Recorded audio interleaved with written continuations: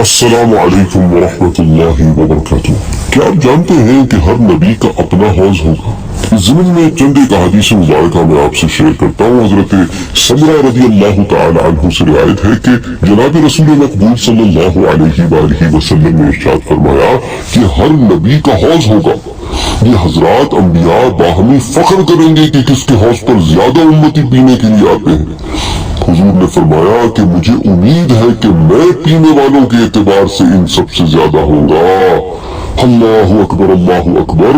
یہ بھی حضور صلی اللہ علیہ وآلہ وسلم نے بہت ہی ہمبل سٹیٹمنٹ اختیار کی، اور اس میں تو کوئی شک ہی نہیں کہ حضور اکرم صلی اللہ علیہ وآلہ وسلم کے حوض کوثر پر سب سے زیادہ امت جمع ہوگی۔ اس روایت کو امام ترمذی نے کتاب صفت القیامہ میں ذکر کیا ہے۔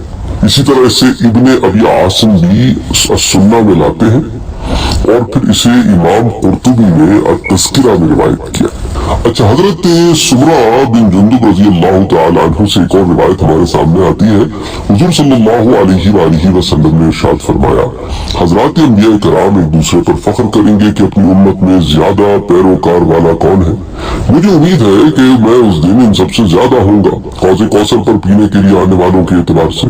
ان میں سے ہر نبی اس دن بھرے ہوئے حوض پر کھڑا ہوگا، اس کے ہاتھ میں عصا ہوگا، وہ اپنی امت میں جس کو پہچانے گا اس کو بلائے گا۔ ہر امت کی ایک نشانی مقرر ہوگی، اسی کے ساتھ امتوں کو ان کے انبیاء پہچانیں گے۔ اللہ اکبر اللہ اکبر۔ اس روایت کو امام طبرانی نے الکبیر میں روایت کیا ہے، اور پھر مجمع الزوائد میں امام حیثمی نے روایت کیا ہے۔ یہاں سے ہمیں کچھ باتوں کا علم ہوتا ہے کہ ایک تو کہ ہر نبی کا حوض ہوگا، اور ہر نبی ایک دوسرے پر فخر کرے گا کہ سب سے زیادہ کس کے حوض پر لوگ آتے ہیں پینے کے لیے۔ حضور اکرم صلی اللہ علیہ وآلہ وسلم اپنے حوض پر ہوں گے، اور ساتھ یہ بھی پتہ چلتا ہے کہ ہر نبی کے ہاتھ میں عصا ہوگا۔ ہر نبی اپنی امت کو خود پہچان لے گا، کیونکہ ہر امت کی ایک نشانی مقرر ہوگی جو وہ نبی جانتا ہوگا کہ میری امت کی کیا نشانی ہے، اور ہر امت کی الگ الگ نشانیاں ہوں۔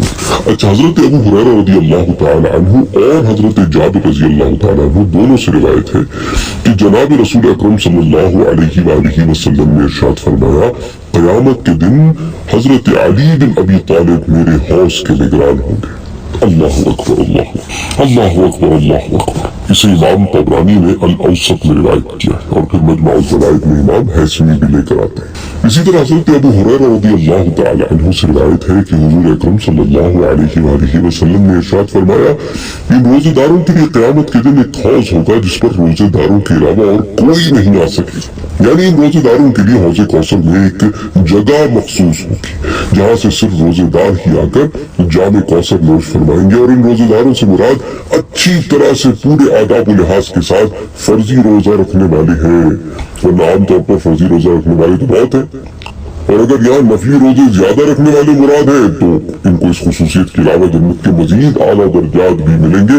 تو علماء کرام نے اس حدیث مبارکہ میں یہ تشریح بھی فرمائی ہے۔ تو حدیث کا جو متن ہے وہ تو بس یہاں تک ہے کہ روزے داروں کے لیے قیامت کے دن ایک حوض ہوگا جس پر روزے داروں کے علاوہ کوئی نہیں آ سکے گا۔ اچھا، یہ روایت جو ہے